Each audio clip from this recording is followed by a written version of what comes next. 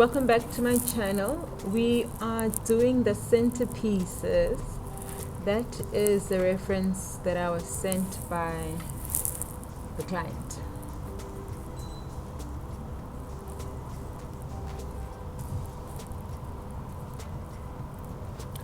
Started off with the base of the flowers. So I needed to drop them off at the venue and not do the actual setup myself. So to make sure they were sturdy, I used Oasis in the center as the base. And if you recall, I sized it and just chopped off the size to measure the center so it would fit well.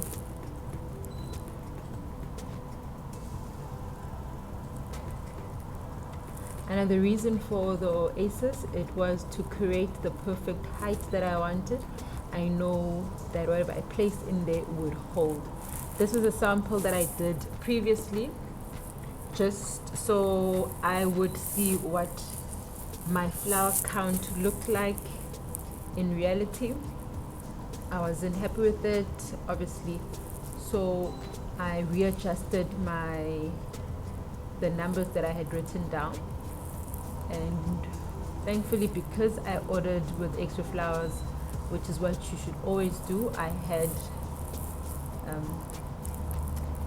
leeway or space, I don't know, a chance to change it up a bit. This was very easy to do, very easy. It didn't require much prep time ahead. As you can see, I started with the oasis, which was the main flower for the day. It was oasis, gyp, and roses to get the rustic feel.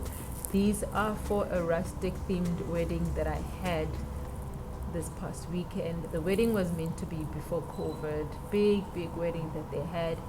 Then they had to cancel or rather reschedule. They had to reschedule, then postpone, then reschedule, and then eventually they finally found a date and they settled for a smaller setup with 5 tables and a bridal table. So these are the 5 centerpieces. I also did the bridal runner for the table, the bouquet for her, and the bridesmaids bouquet.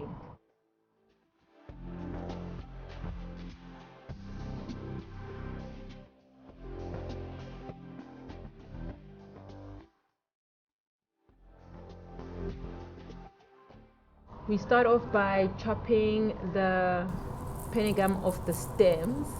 I left it quite long. As you can see, I didn't chop it any further because I wanted height as a centerpiece. It was a wedding, so I wanted some volume. Note, I'm working simultaneously on all the vases at the same time. You may want to only do one at a time and then move over to the next one. My worry here with doing one at a time was I wouldn't get them to look the same if I did that. My other thing was that time. I was doing these pretty late at night and I still had a few things to do after them. So working across, working as I go, same thing with the flower prep. As you can see with the roses, I ideally should have prepped these beforehand and then just only take place. I was prepping as I was going. So you measure the first flower to make sure it's within the same or the same height as the pennygum. I wanted the roses slightly under the pennygum and the pennygum to show over it. And with everything else, you always prep the rose. It's a white rose, so it was very easy and easily visible to see the petals that were spoiled. So I got rid of all of that up until my rose was white. Did that with every single rose that I used. Some I also removed a little bit of the leaves at the bottom just so they would fit easily into the oasis, leaving stem. The shorter the stem, then they don't go in and hold as firmly as they do if the stem is longer.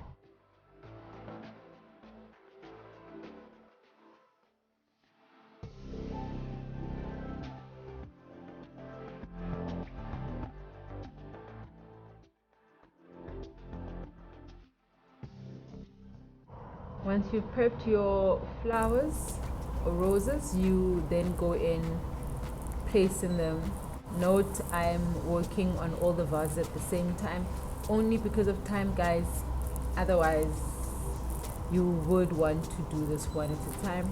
I also wanted to get them in the same feel. Isandla sam sifane. I don't know how you say that in English.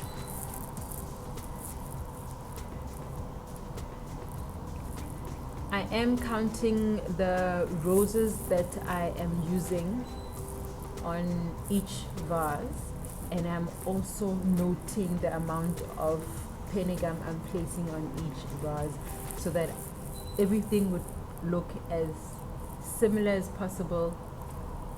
Obviously not identical, I doubt I could do that, but as similar or as close as I can get them to look the same. Apologies, I was in the way here.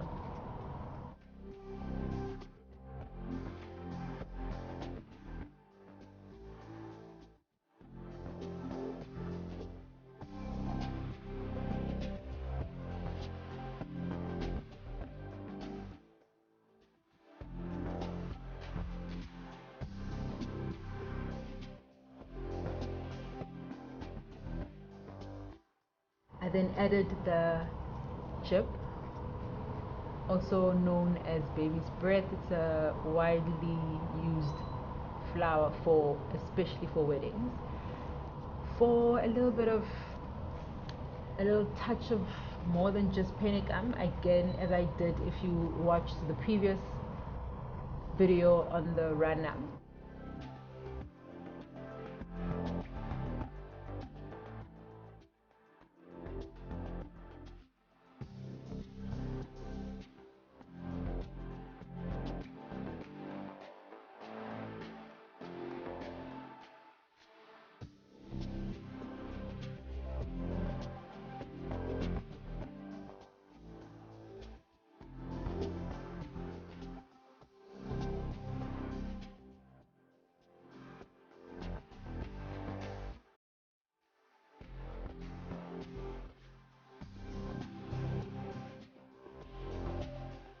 There it was, very simple, guys.